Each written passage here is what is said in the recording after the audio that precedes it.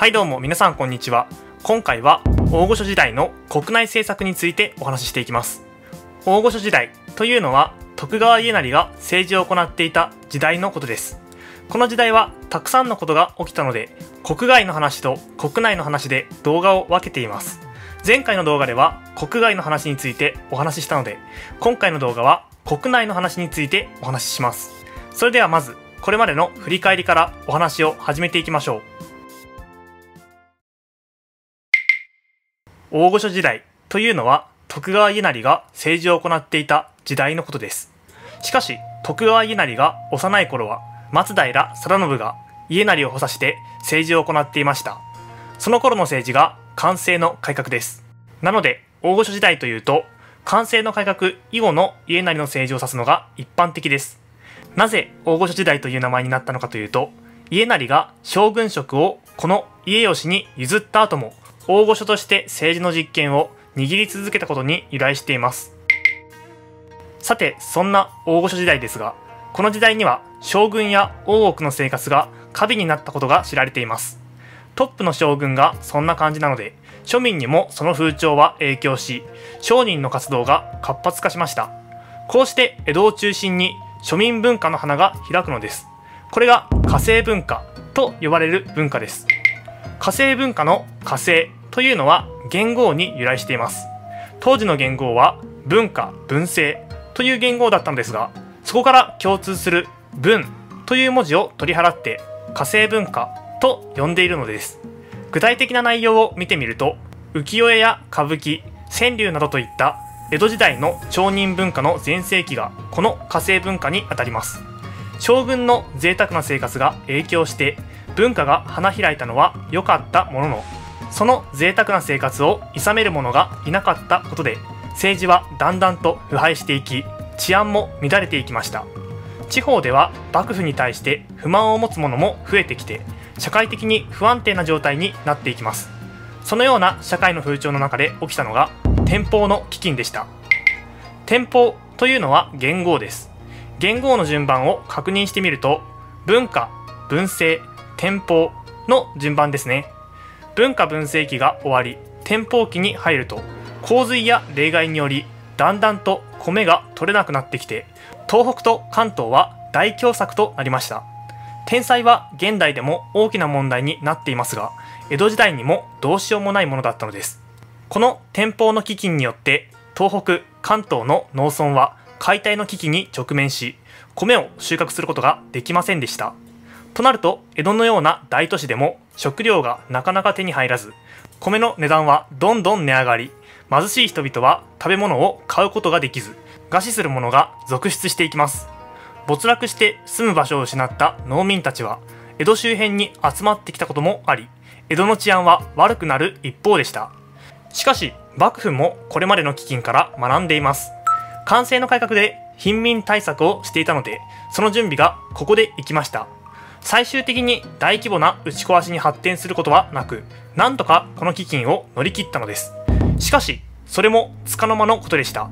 時が経つと再び米の不作は続き、多くの藩ではよそに渡すだけの米がないと考えて、藩の外に米が出ていくのを止めてしまいます。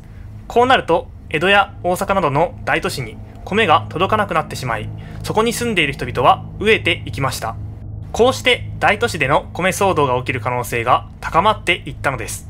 特に大阪の例を紹介すると、餓死者が1日170人にも上る日があるほどで、大阪城の堀に身投げする人が多すぎたため、その見張りを強化したという話が残っているほどです。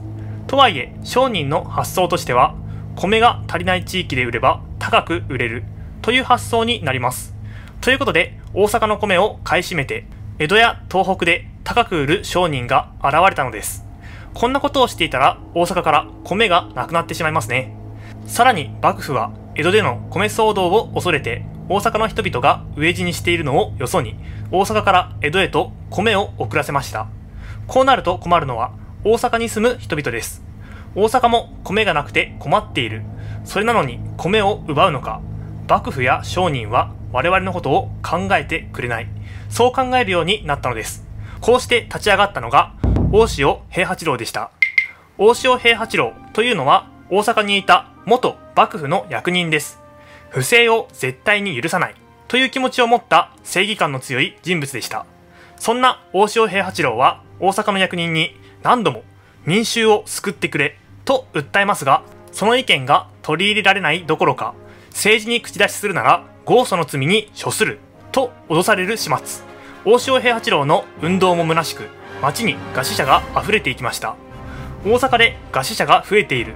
なのに金持ちは大阪の米を買い占めるし、幕府は大阪の米を江戸に送る。このままではまずい。そう考えていた大塩平八郎の怒りは爆発寸前。大塩平八郎から見ると、この大飢饉は天災ではなく制裁でした。幕府は飢饉対策をしない。それどころか米を大阪から江戸に回している。大阪の人々が餓死しているのは幕府のせいだと考えたのです。大塩平八郎は自分の家にあった家財道具や本などを投げ打ってお金に換え、餓死寸前の大阪の人々1万人に配りましたが、焼け石に水。全ての人々を助けることはできませんでした。もはやどうにもならない。そう考えた大塩平八郎はついに幕府に対しての反乱計画を立てるのです。こうして始まったのが大塩平八郎の乱です。